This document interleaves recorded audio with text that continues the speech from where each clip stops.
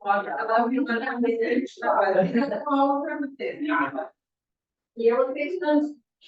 Sim, eu acho que foi muito aquela professora. Foi aquela coisa. Tem que ver, mas com aquela nota que ela não teve. A Jane, mas aquela primeira professora.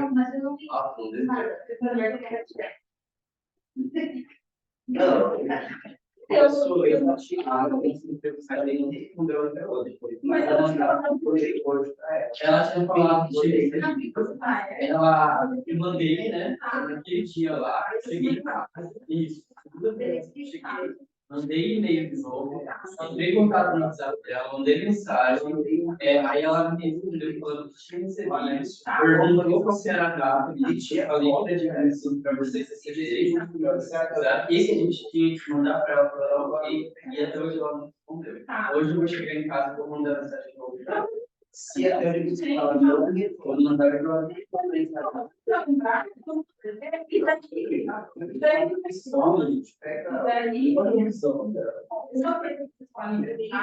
ela achar que ela não vai ter tempo, não vai nada, se vocês podem. Deixa eu ver que acompanhar ali. Se vocês podem usar esse potencial dela, que ele gravar interessante, eu acho que ele vai gravar no meu eu vou mandar no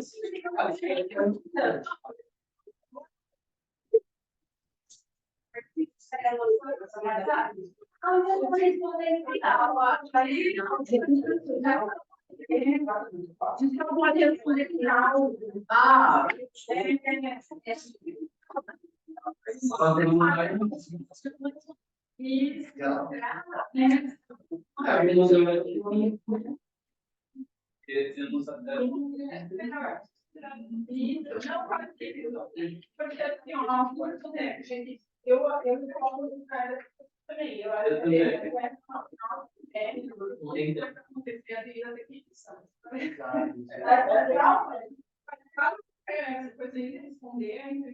que isso também fica para se as mulheres continuar, também lembrar que a questão do resultado final ser a entrevista, acho que também complexo por conta desse tempo do entrevistado. Eu acho que obrigada, Maria. Então, não veio conversar com a árvore da Bárbara, ficar com o gosto tá? Ela está no novidade. Aí a conta do sábado, então, eu estou destacada. Eu acho que também fica pensando, a pessoa da entrevista acaba criando uma certa pressão também com a pessoa que participa, né? São duas coisas para ela participar. A não ser que eu fosse enviada já no início do semestre, se ela tivesse já bastante tempo, né? Mas eu não preciso discutir aí essa formato de poder fazer. E também ótimo. Sim, mas agora quem está entrevistando os últimos vai ficar algumas meio. Mas eu vou fazer o back. Eu mandei essa pergunta, a delegada respondeu, eu vejo a pena. Essa semana, aqui se eu participando da piscina. Então, tem que responder no material. Mas eu acho que isso de gravar, mesmo quem vier para participar presencialmente, no caso da participação dele, tu pega e grava. Isso pessoal, eu vou também, eu vou ter que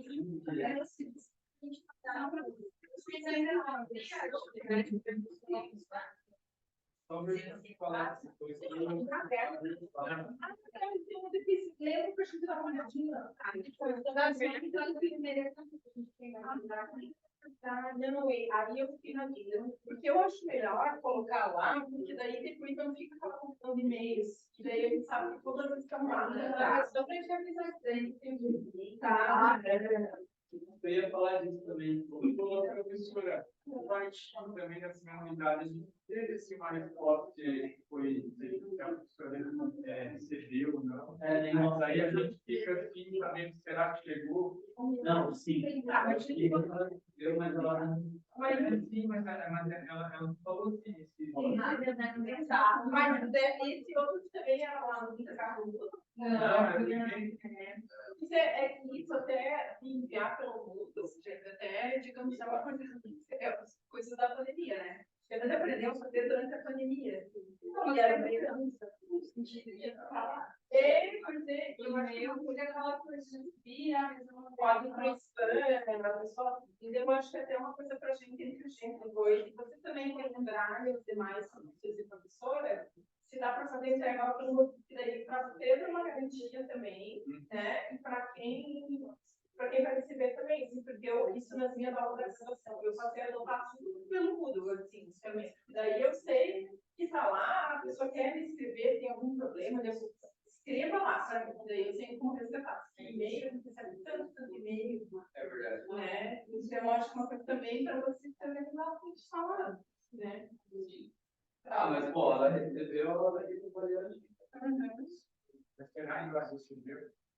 Eu também fico comentando. Eu acho. Mas eu não faço.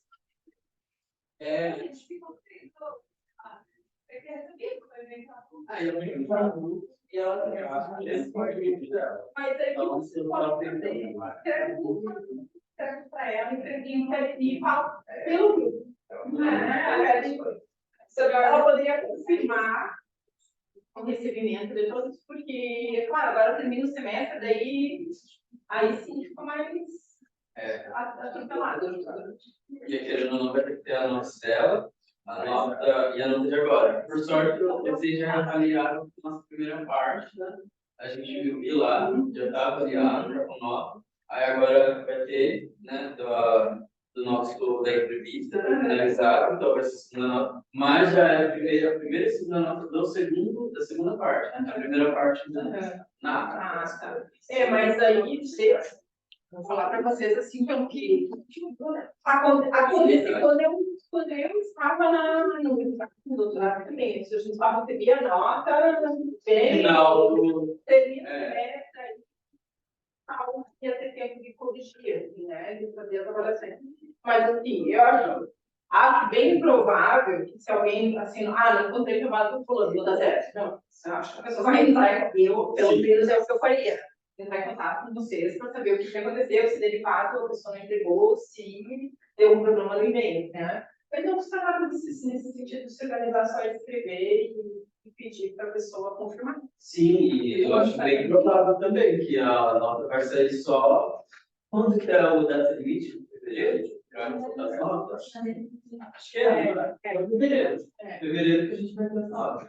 Tipo, todo professor, tipo, até agora não é só fevereiro, gente. Pô, mas aí se não mudar e a gente conseguir ter como assim, a nossa avaliação, ok, porque chegar em fevereiro, eu tenho que voltar para corrigir tudo. Exatamente, porque não está com uma revista, né? Eu acho que não está se faz. E ela também falou que só precisava, só mande para revista se você quiser. Ela me respondeu assim: se você quiser mandar, manda. É tudo isso. Tipo, ela só. Eu lembro que ela falou que ela recebeu o negócio, né? Eu, né? Porque eu entrei contato no WhatsApp com ela. E ela falou assim: Gustavo, só tipo, manda para lá se você sentir a vontade de mandar para revista, beleza? Daí eu nem mandei. Inclusive, a nossa entrevista daqui, como já está no template, nós temos que mandar para a revista ou não? Avaliando vocês. Eu acho que eu posso seja a primeira preparação, enviar para você, até para ver se falta complementar alguma coisa. Né? Eu acho que é a mais importante que tiver. Aí, o inverno é isso, só que a gente quiser também. E bom,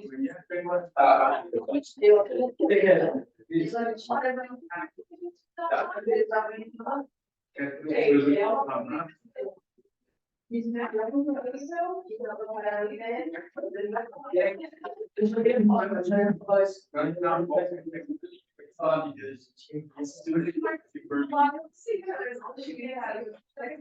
falei estrangeiro também.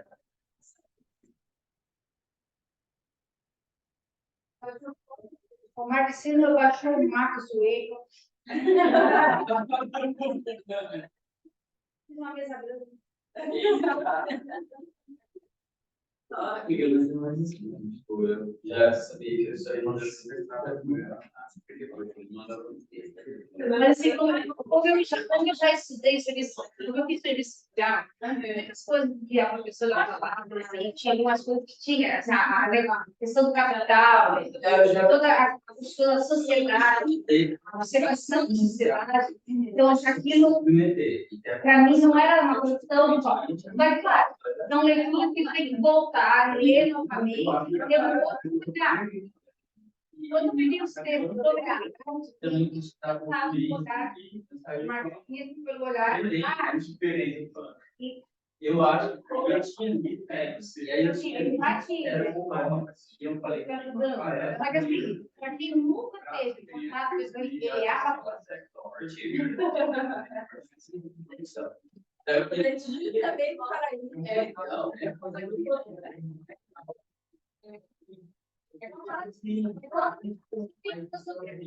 para isso. Eu pedi para o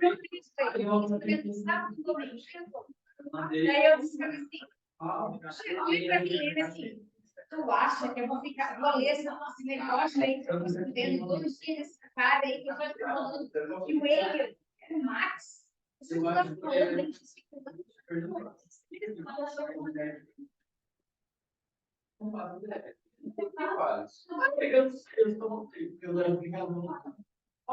Eu só liguei aquele ar-condicionado lá, porque aquilo lá é muito forte, barulhento, e ainda vem assim, ó, direto aqui, ó. Forte, mas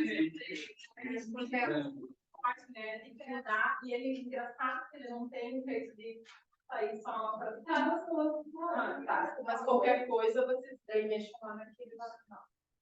Ó, a Solange está chegando na sala. Então, eu acho. Eu peguei trânsito hoje. Estão recapando.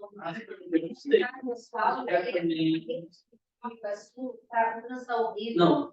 Aí eu entrei com tudo certo, era mais certo, desviei. Ai, amiga, tomara que não, porque eu nem olhei. Mas como foi essa amiga que me mandou, provavelmente ela não vai muito bem. Eu Imagina eu falar. Pessoal, eu queria ficar um pouquinho de silêncio para ver se o nosso áudio está funcionando. Olá, Sol. Não estamos. Ah, está com o microfone desligado. acho que ela tá trabalhando. Eu estava enganchada. Agora destravou. Aí eu também uma.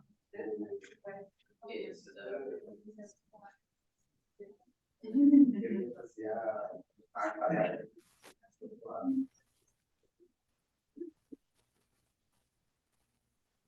Estão me ouvindo?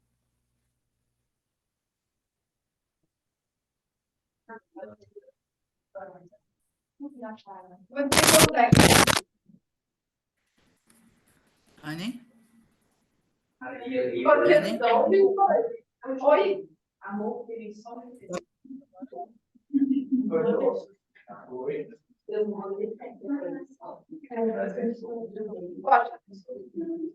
tá sem áudio. E olha que eu tô sem um ouvido.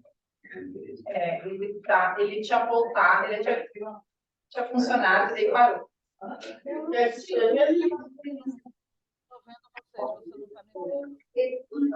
Olá, eu consigo ouvir bem baixinho a professora Solange. Muito baixinho.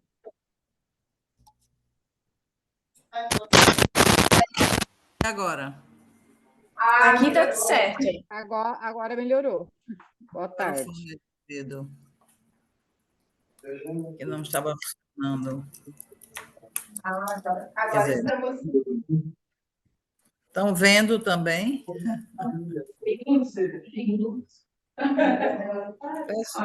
Peço desculpas. Eu estou usando um equipamento aqui da universidade e o Zoom estava desatualizado. Eu peço desculpas aí. Boa tarde, né? Boa tarde. Só o equipamento que nós temos aqui na sala um equipamento que ele acompanha o nosso som aqui. Por isso você vai ver que o nosso vídeo ele vai ficar mudando às vezes de lugar, né? Então, dependendo de onde a gente está, quem está no barulho, ele muda. Tá? Mas então, seja bem-vinda, Solange. Não sei se você vai compartilhar alguma apresentação, só quer testar. Não, vou compartilhar, sim. Uhum. Só que eu perdi vocês. Ai, meu Deus. Não, mas nós. A gente aguarda, só.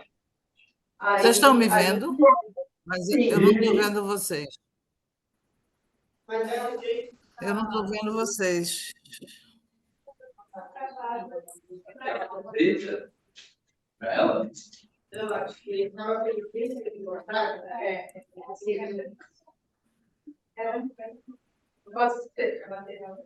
ainda não está aparecendo, então.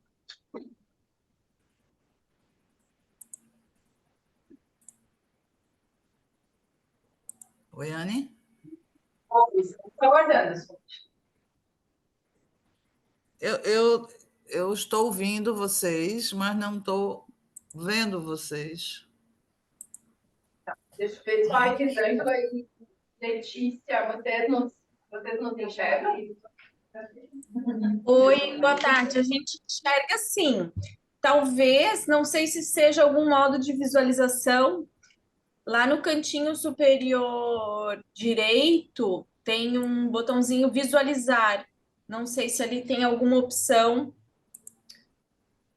que eu estou com a opção galeria ativada, então eu consigo ver todas as Eu não consigo câmeras. ver mais a sala.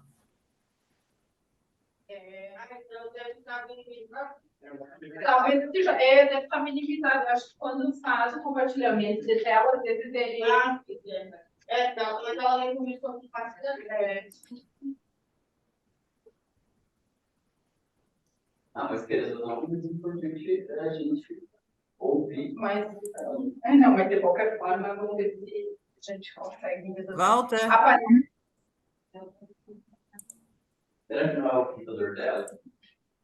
Eu acho que deve ter uma visualização dele. Às vezes ele abre em janelas separadas. Eu não estou conseguindo. Eu estava vendo. Eu estava vendo eles, depois desapareceu. E eu quero apresentar e não posso. Eu vejo como eu sou ignorante.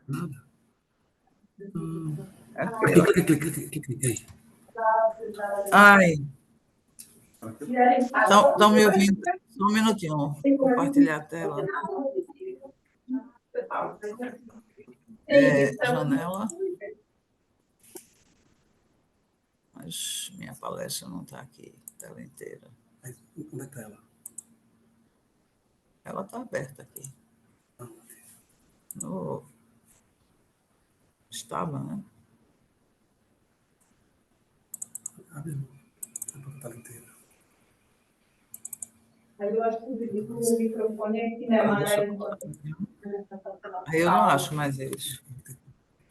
Como é? Clica ali, Alt Tab, aí segura Alt Tab, aí segura Alt, aí clica lá, pronto, aí volta. Ai, tela inteira, não está aparecendo. Tela inteira, clica na tela inteira, pode clicar nela aqui, vai clicar lá, e agora vai para. Aí vai para essa aqui agora que é a apresentação. Eita, boa tarde. Boa tarde, Solange. Tá, obrigada.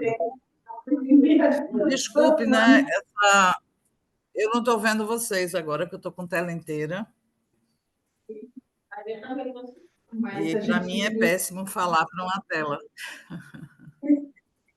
Será que não consegue um modo de visualização que a gente apareça pequenininho? Porque aqui aparece ela vai colocar a posição, ela deixa. É isso. Assim tu consegue nos ver, só? Não. Ctrl Alt Agora e está volta. aparecendo o e-mail. Tab. Segurar. Só Alt Tab.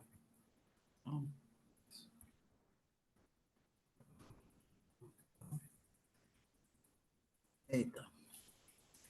Deixa eu ver se compartilho uma janela.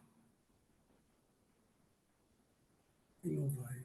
Não vai. Pelo Zoom, acho que não tem como ficar ao mesmo tempo, não. Eu estou com o professor Walter aqui me ajudando Tudo jóia. a visualizar Tudo jóia. galeria. É isso que vocês estão sugerindo? É. Tem como compartilhar a tela e continuar com a tela visualizando? Se deixar minimizado, dá. Daí não coloca a tela cheia, eu acho. É, a tela inteira, é isso mesmo. Não tem como ficar. Não conheço. Clica aqui. Tu quer ficar vendo e apresentando, né? É, né? É horrível falar para o computador. Acho que não tem como. Zoom não tem como, eu acho. Ele acha que o Zoom não tem como. Eu acho que é não colocar ela no modo de tela cheia. Não colocar. Sim. Não colocar, deixa ela. Compartilha a tela, mas não coloca modo tela cheia. Vamos ver. Tá vendo? Não vai. Tá? E agora? Nós enxergamos, Solange, e enxergamos a apresentação. Veio a apresentação? Agora sou eu que não vejo. Mas não vejo. Acho que não tem como. Eu vejo vocês e não. Posso entrar no negócio aqui? Deixa eu. Exibição palestrante. Bota aí, exibição palestrante. Ah, meu Deus. Essa tecnologia. Zoom, não conheço.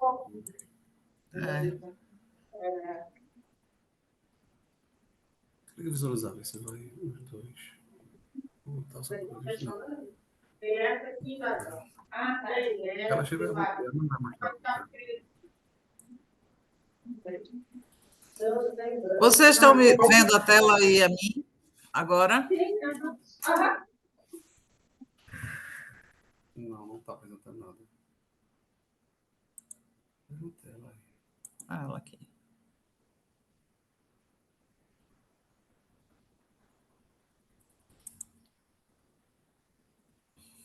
Está no último slide. O que é que eu faço? Quer que eu tentar você para ver? Não. Ai, meu Deus. Cancelar.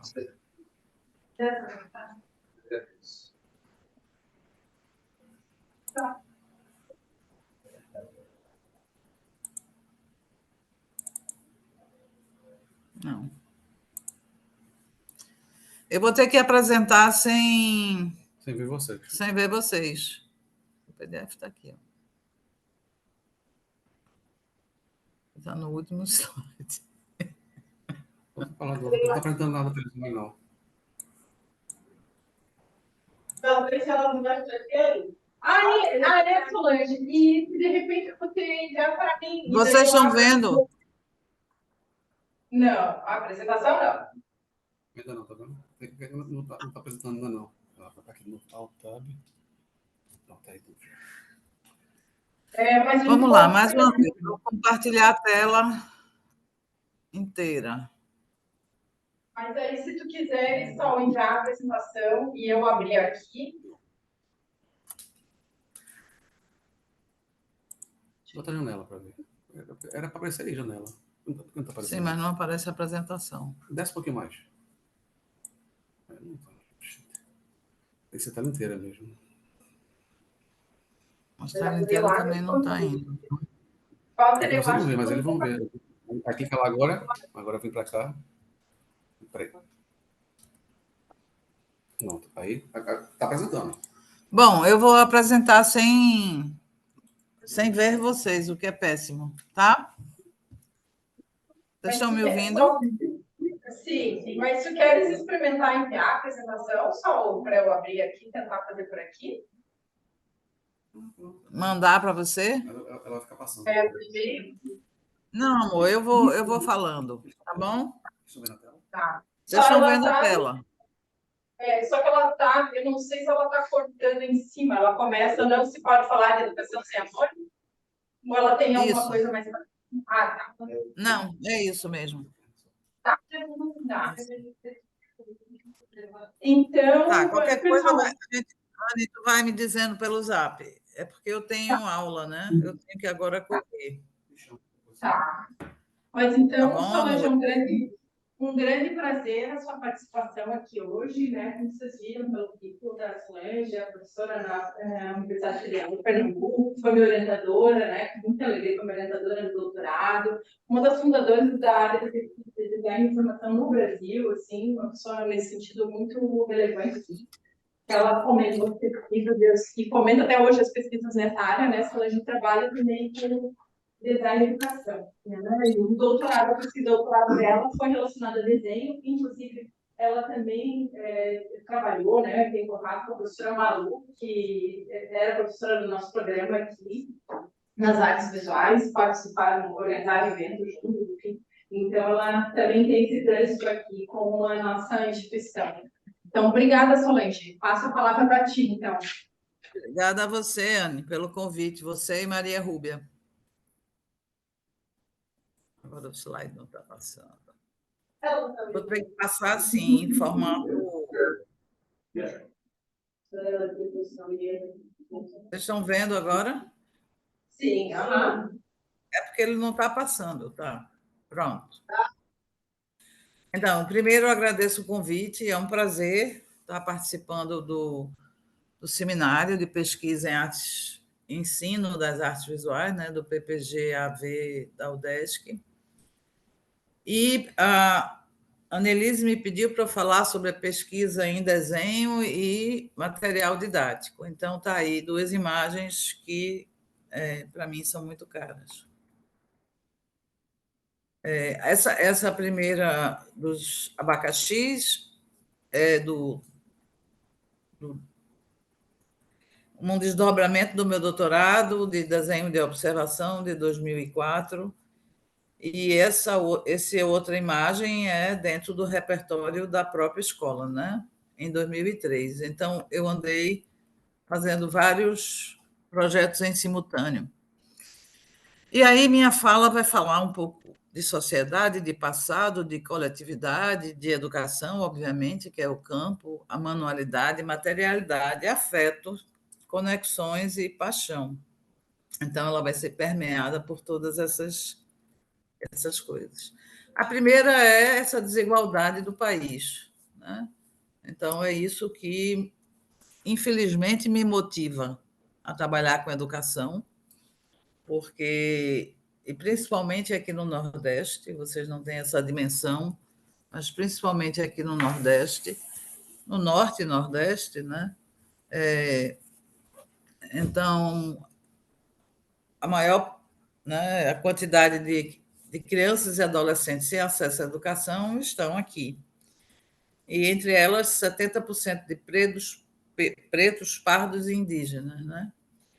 E a educação no Brasil, ela é 53ª dentro dos 65 países avaliados pelo PISA, né?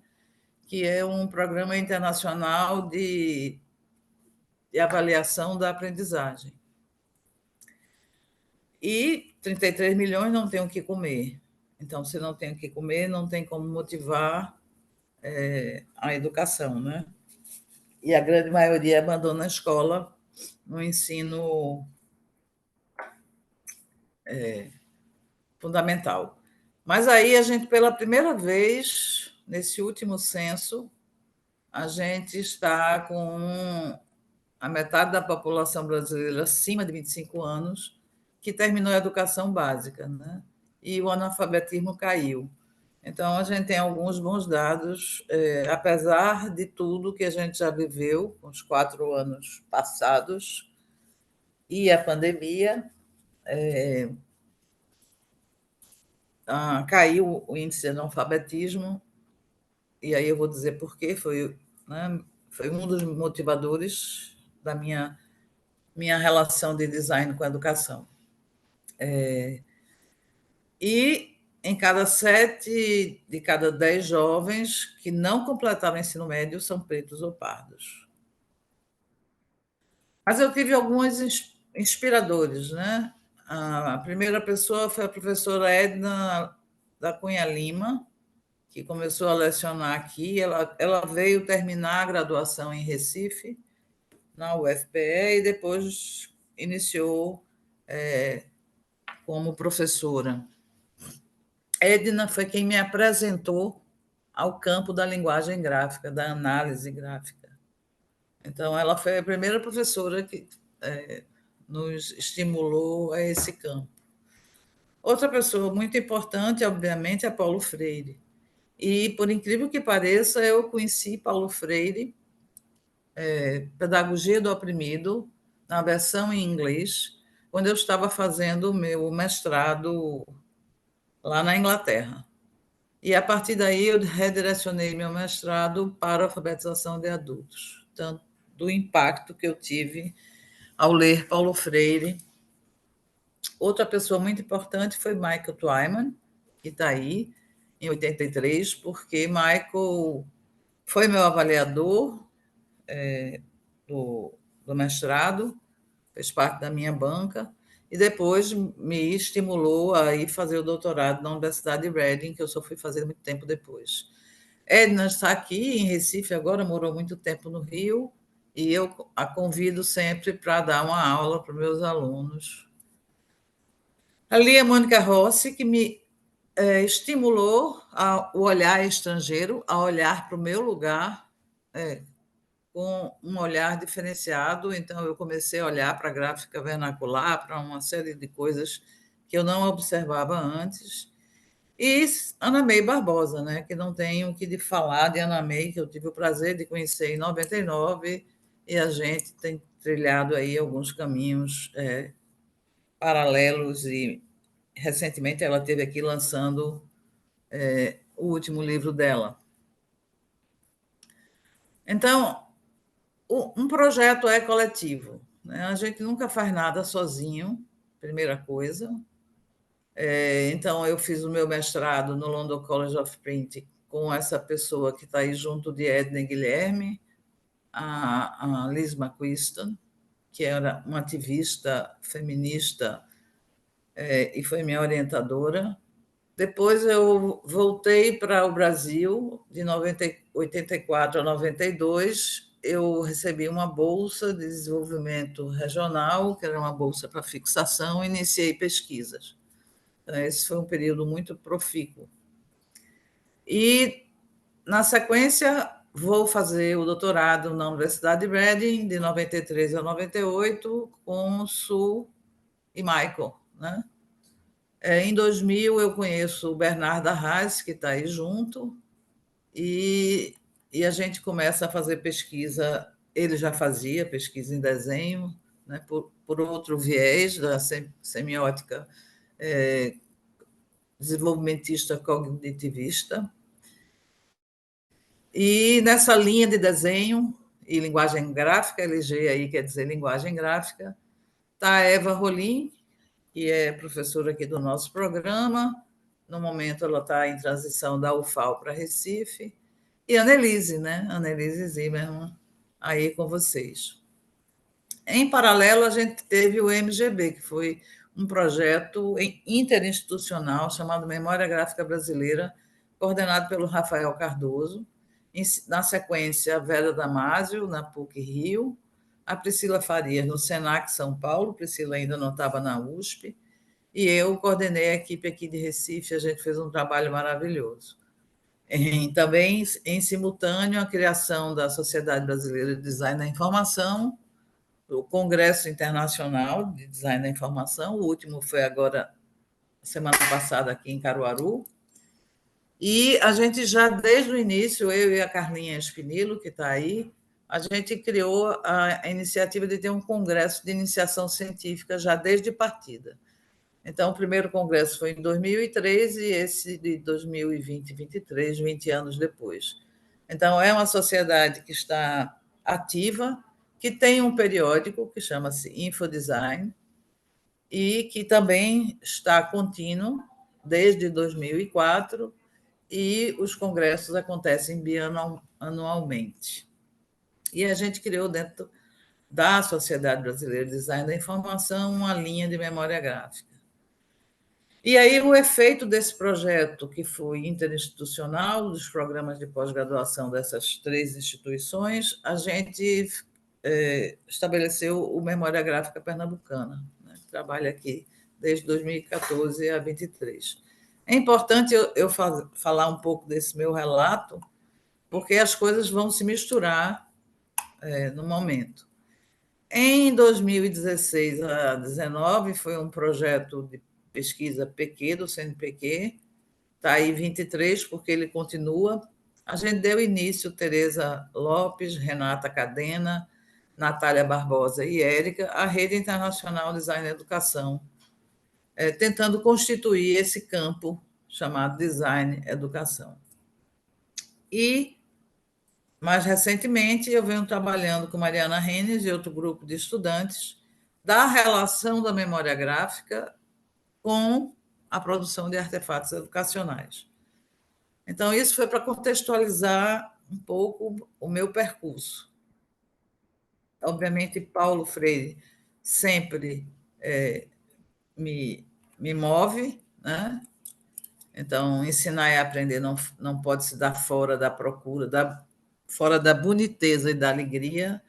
Então, essa relação de pesquisa tem que ter muito afeto e muito cuidado, né, com as pessoas. Então, eu vou falar primeiro do desenho, que foi o que Anne, né, como eu chamo, Annelise, me provocou, porque foi ela que me fez. Eu tinha abandonado um pouco essa linha do desenho, e foi com a vinda dela para cá que reacendeu, né, essa linha de trabalho que eu tinha, de certa forma, trazido mais para o campo da linguagem gráfica do que do desenho especificamente. Então, eu também, quando fui para o doutorado, na época, eu pesquisava junto com a Lia Mônica sobre legibilidade. A Lia pesquisava sobre legibilidade em projetos de sinalização e eu pesquisava legibilidade nos livros infantis. Então, eu sempre estive vinculada, desde o meu encontro com o livro de Paulo Freire, com a educação. E aí eu fui para o doutorado com esse projeto ainda de legibilidade. Mas, ao começar a participar e ir para as escolas inglesas para entender como as crianças e professores estavam utilizando os artefatos gráficos, né, e o uso da linguagem gráfica, num dia que eu estava lá observando, uma professora tinha um relógio antigo, um relógio todo, né, com 1000 detalhes, de madeira grande, e a professora estava dando algumas instruções para as crianças desenharem, né? Desenhe de cima para baixo, faça um contorno primeiro, depois é que você vai fazer tal parte.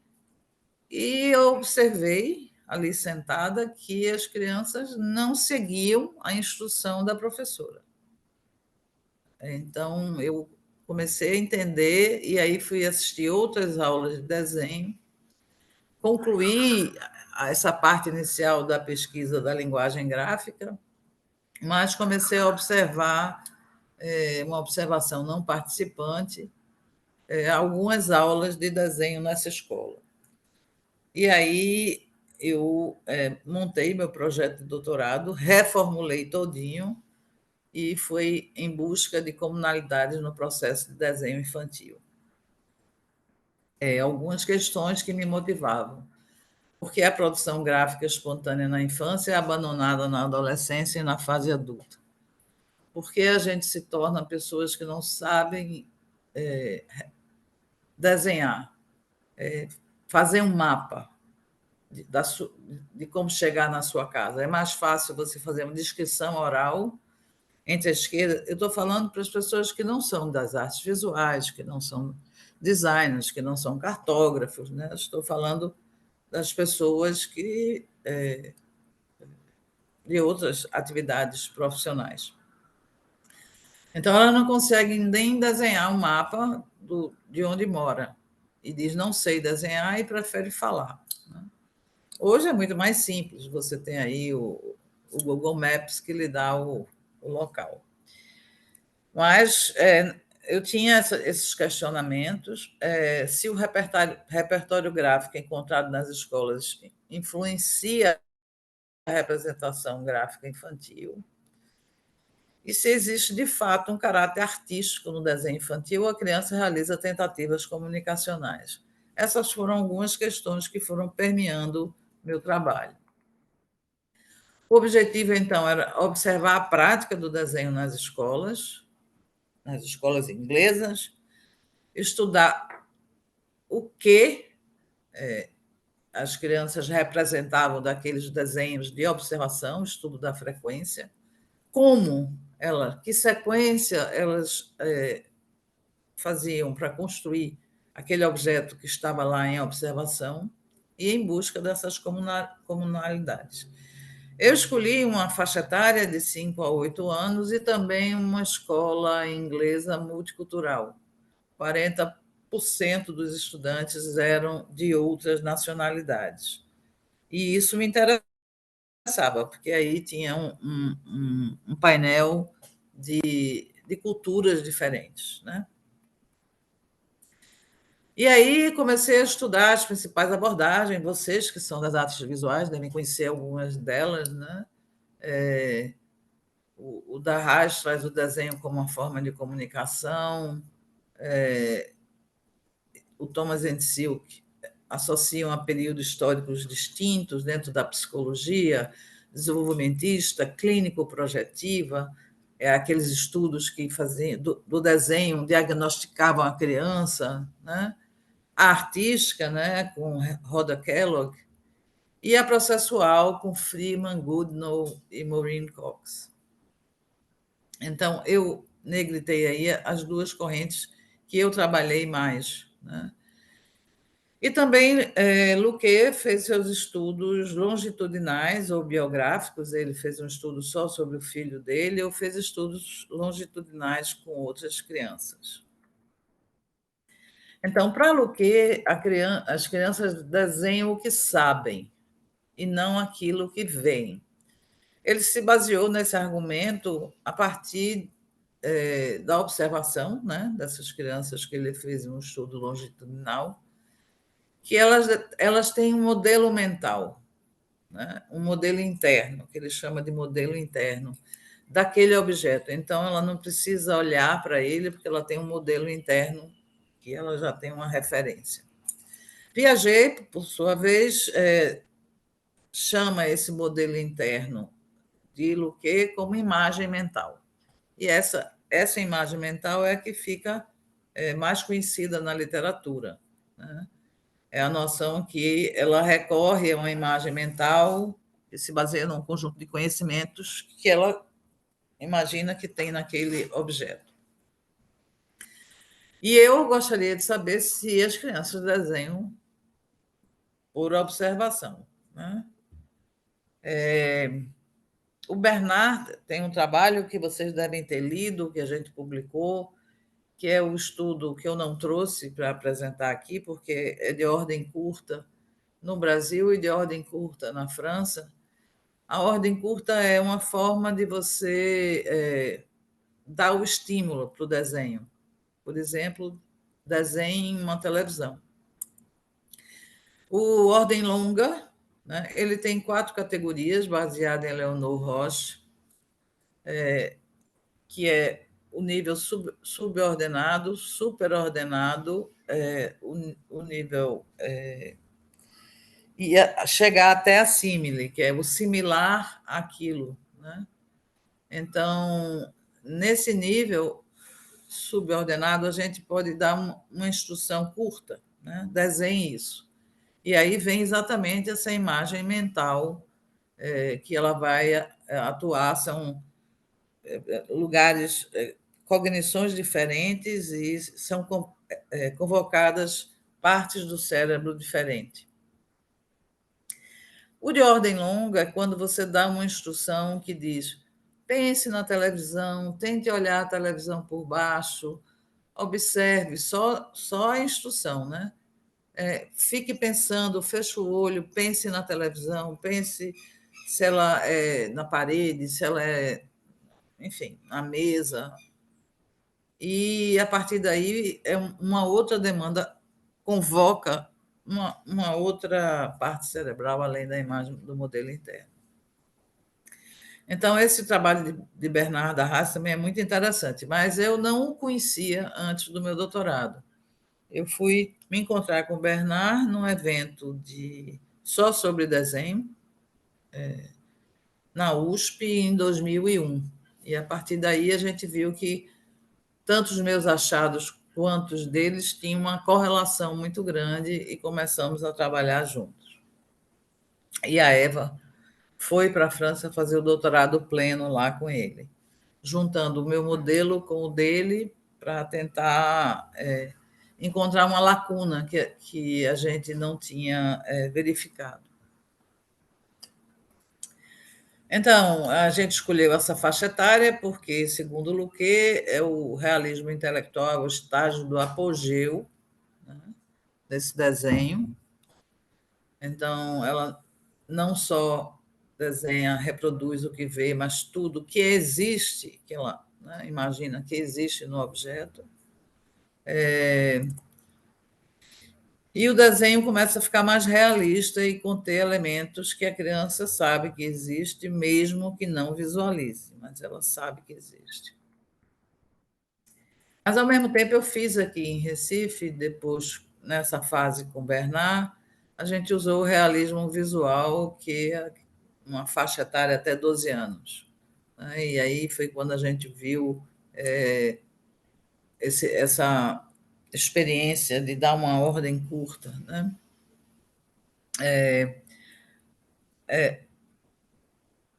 Então, tem vários fatores, né, para que o desenho infantil seja admitido como realista.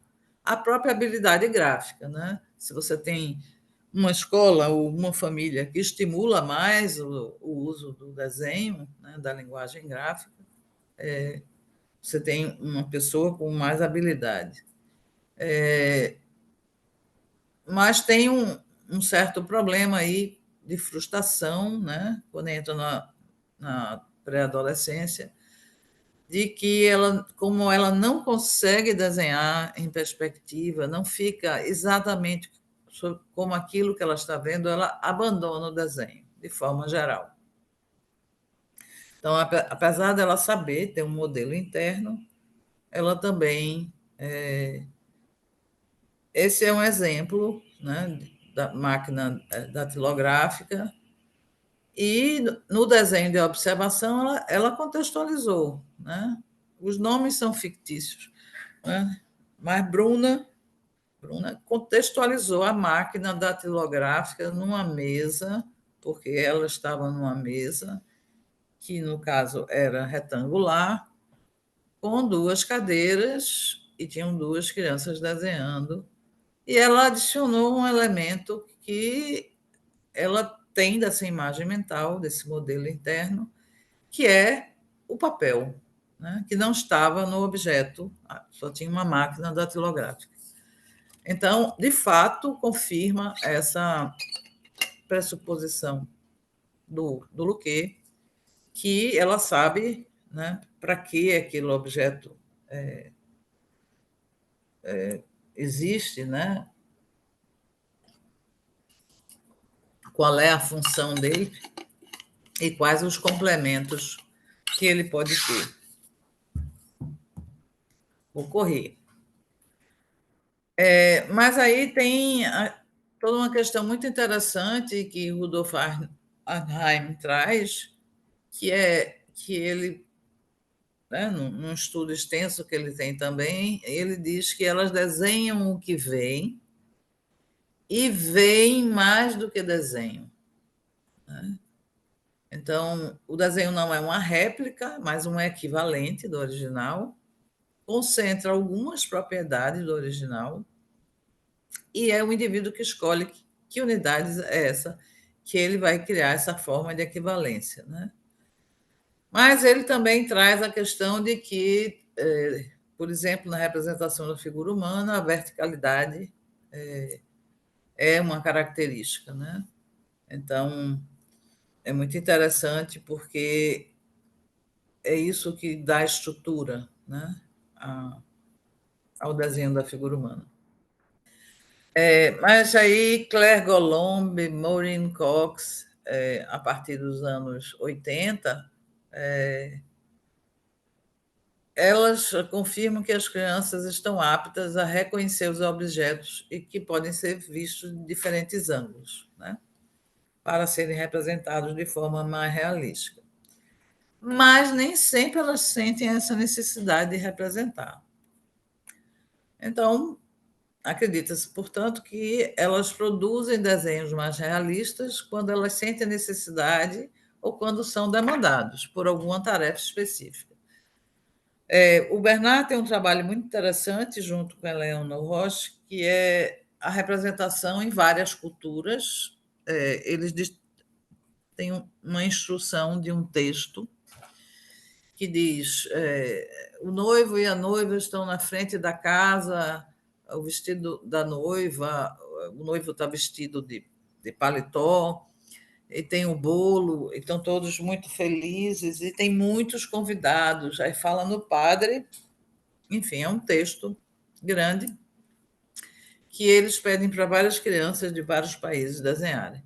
De fato, a noiva, o noivo e o padre e tudo aquilo que a instrução verbal estimula, as crianças desenham cheios de detalhe. Mas aí tinha muitos convidados nos desenhos, em 90% dos desenhos, essas outras pessoas que estavam presentes nessa cena viram o homem palito, né?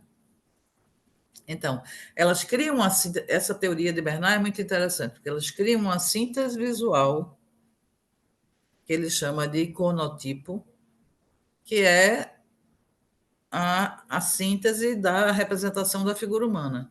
Não é que ela não saiba desenhar, porque ela desenhou a noiva e o noivo com todos os detalhes, mas é uma síntese. Assim como desenha a cadeira, né, só a lateralidade da cadeira, enfim. A todos esses elementos que fazem essa síntese, ele chama de iconotipo. Aí a gente entra noutra seara da psicologia cognitiva aí com Freeman e com Goodnow, o Jacqueline Goodnow, que já se entende que o desenho infantil é resultado de uma exaustiva atividade. Né? Ela sabe o que fazer, mas às vezes tem dificuldade de fazer.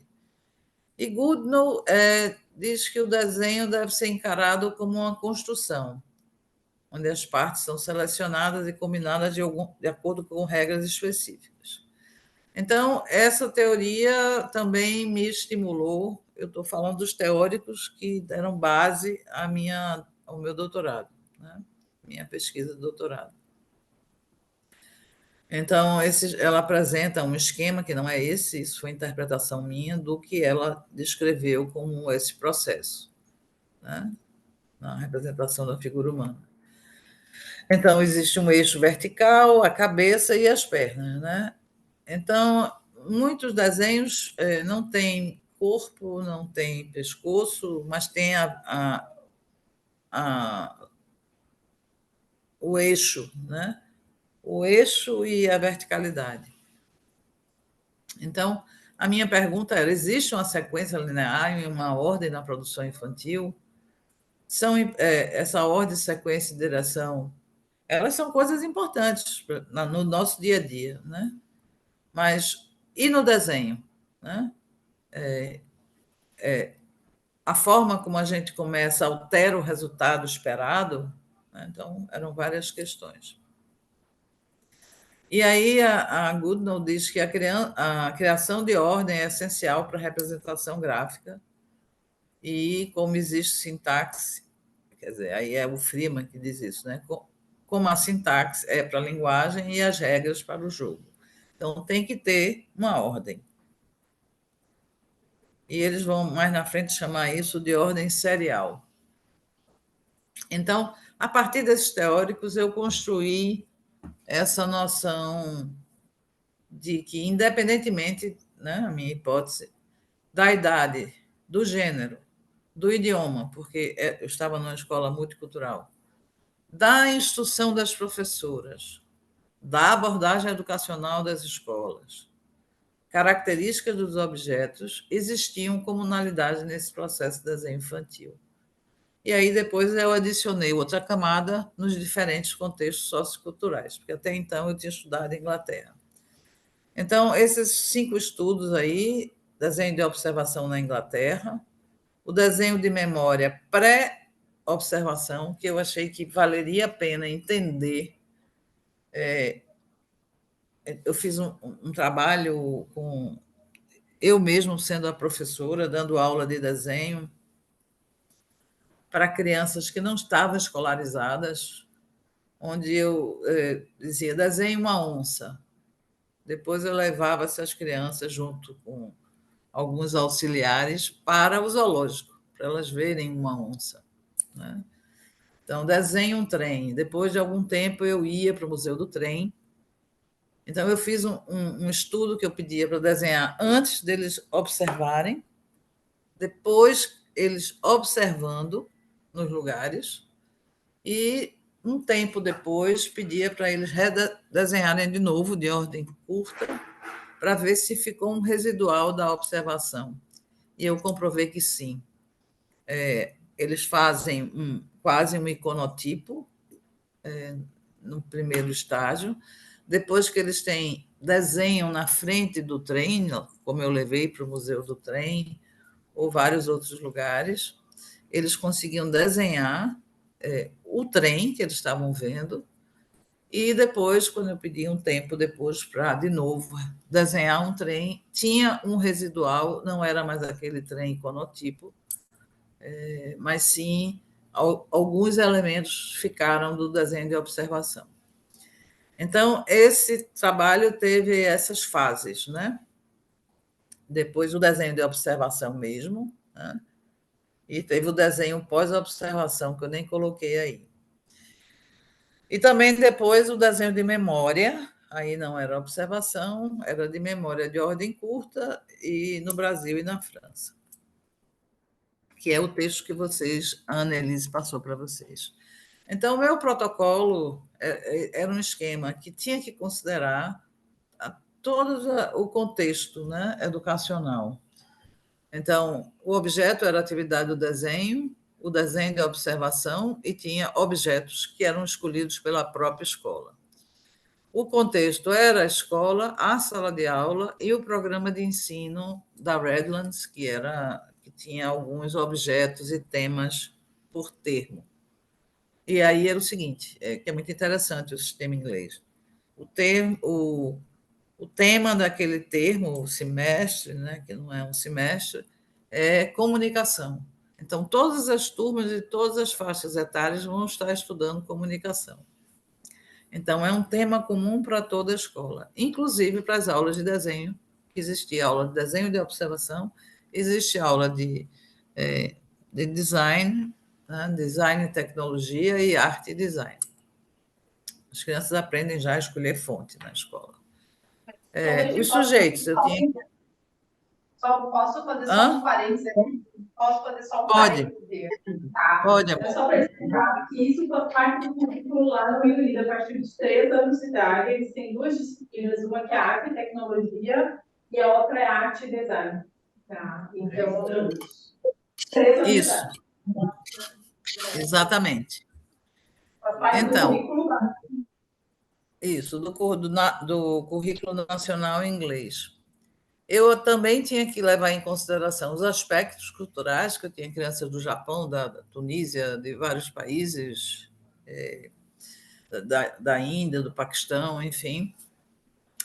Entender um pouco a experiência que elas tinham sobre essa linguagem gráfica, a experiência de desenho, a familiaridade com alguns artefatos referentes ao campo do desenho.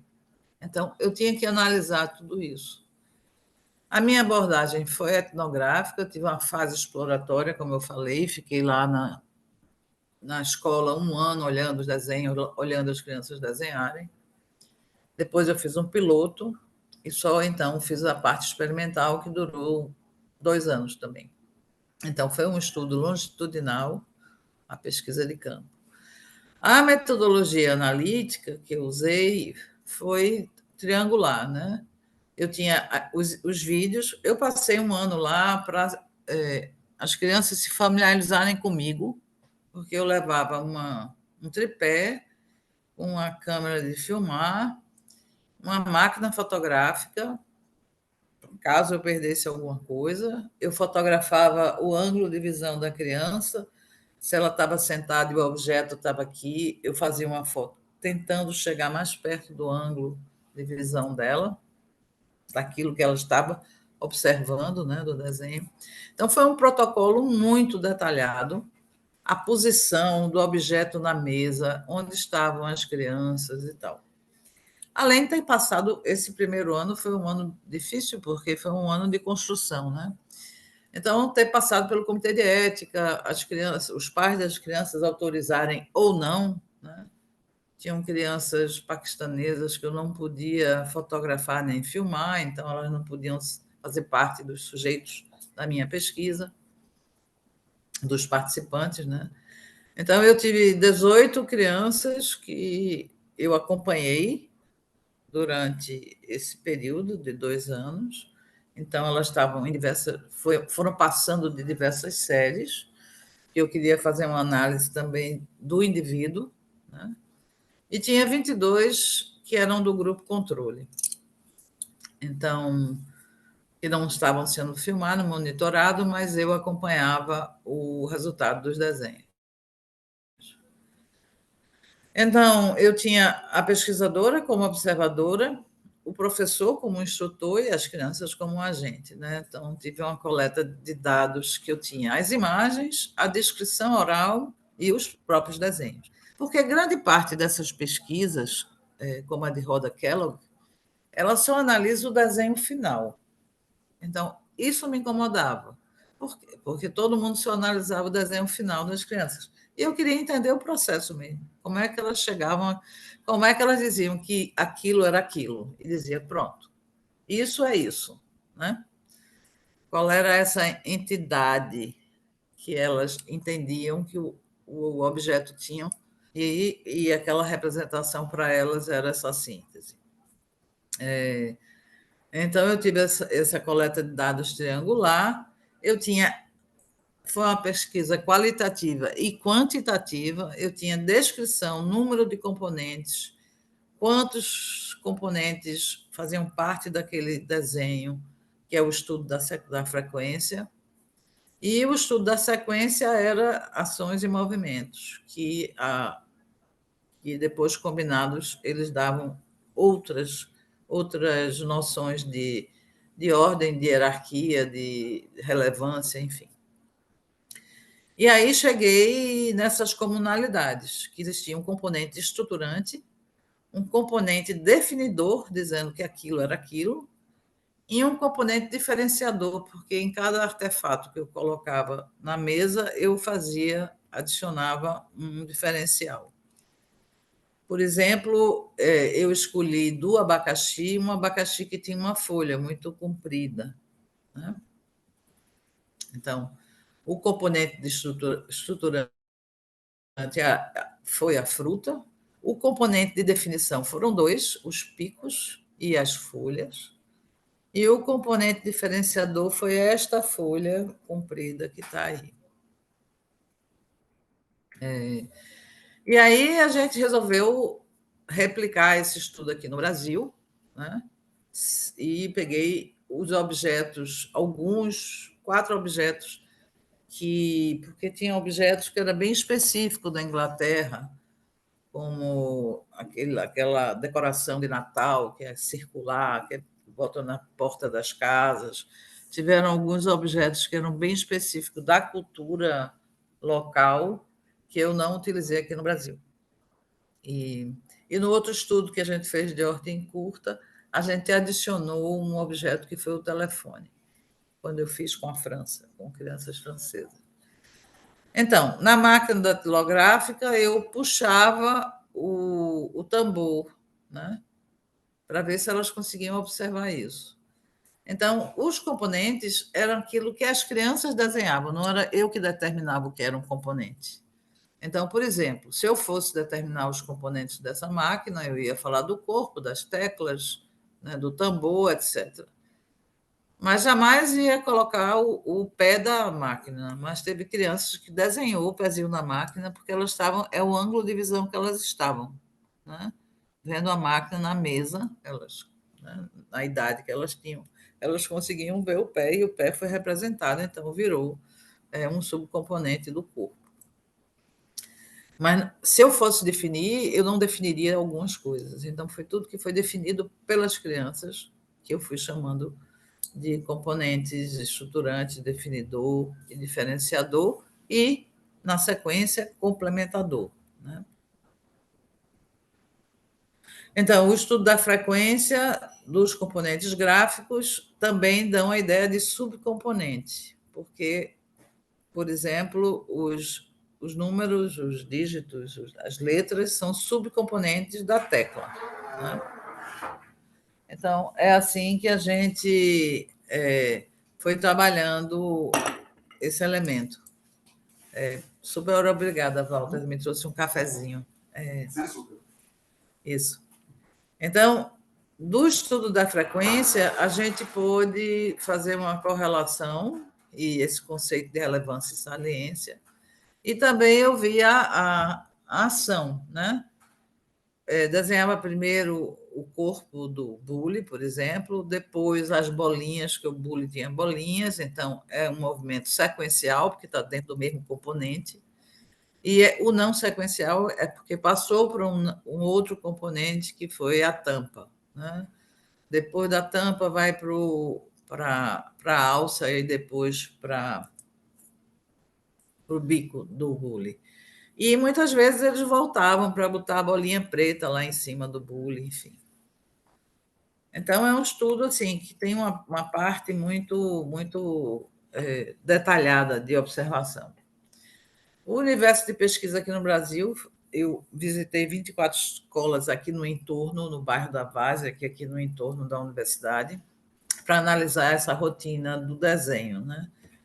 Na Inglaterra, a gente sabia que o desenho era algo bem familiar, né? Fazia parte do currículo. Mas aqui no Brasil, o desenho era utilizado muito mais como atividade de expressão, né? Artística, né? Eu estou falando de muito tempo atrás, tá, minha gente?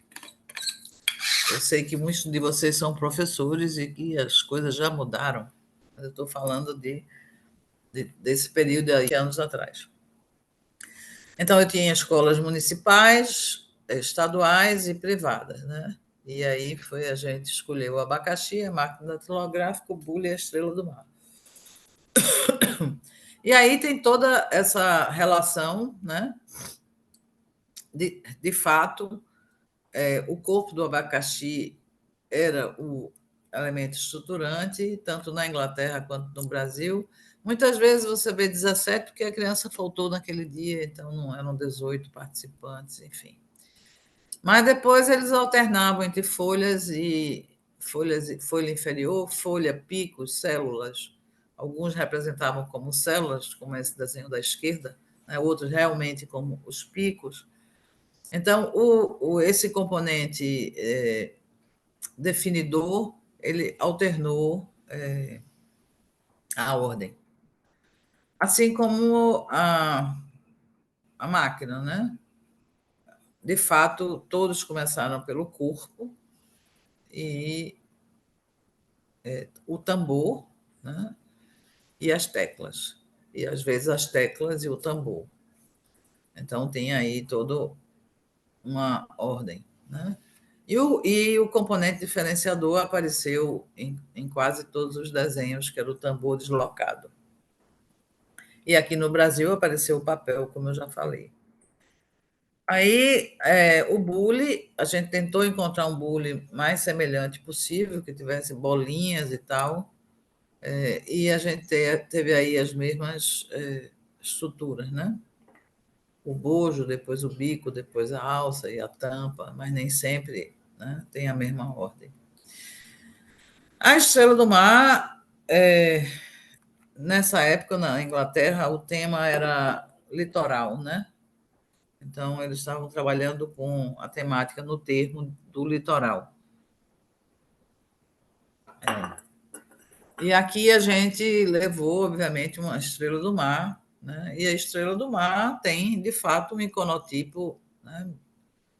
Quando a gente pediu de ordem curta, eles desenham uma estrela, né, de 5 pontas e botam uns tracinhos. Mas esses canais, né, esse detalhamento desse contorno da estrela, dessa textura que tem no entorno, ela só aparece de fato no desenho de observação e depois ela ficou residual. Então, a incidência de não componentes, né, daquilo que eu havia definido na Inglaterra, no Brasil apareceu o não componente, que era o papel na máquina e outros elementos. Então, reforça a ideia de que a criança possui um repertório gráfico, além do objeto, né? Mas elas também conseguem desenhar coisas que elas estão vendo, representar coisas que elas estão vendo. E esse componente diferenciador, né, gera mais detalhes inovadores, né? É o que Bernard vai chamar de símile, aquele que está mais próximo daquilo que eles estão vendo. Então, eu confirmei em todos os estudos a hipótese de que há comunalidade no processo de desenho infantil. Talvez a ordem em algumas representações não sejam tão lineares como... mas o estudo da frequência, sim, dos componentes que se representam, eles foram confirmados, assim como a ordem, né? Os componentes estruturantes, definidores e diferenciadores. Então, a gente... existe uma ordem, mas ela não é tão sequencial como a ordem serial ou sequencial de Freeman apontava. Então, sim, as crianças estão aptas a desenhar por meio da observação, e não só as crianças, mas os adultos deveriam também. As crianças desenham não só aquilo que sabem, mas também o que veem. Então, eu reformulei tudo que Arnheim ou Luque diziam, né? Elas sabem, mas não sabem fazer, ou elas sabem que existe, mas elas conseguiram representar o que elas estavam vendo. Então, essa é a grande diferença da minha tese para os trabalhos anteriores. Então, que esse desenho de observação estimula a aquisição de um vocabulário gráfico mais amplo, quando eu faço o desenho pós-observação, depois de algum tempo, fica armazenado esse novo vocabulário gráfico, e que a combinação do estudo qualitativo e quantitativo são bem importantes, e o uso do vídeo, depois de familiarizado na escola, ele é muito útil, porque eu não sei quantas milhões de vezes eu vi os mesmos vídeos de todos esses processos de desenho. Então, isso é uma parte, eu vou falar bem rapidamente da outra, né, que é do material didático, que eu sempre estive dentro da escola desde 2003, 2018, 19, 21, e esse repertório gráfico da escola ali está, essa ambiência, né? E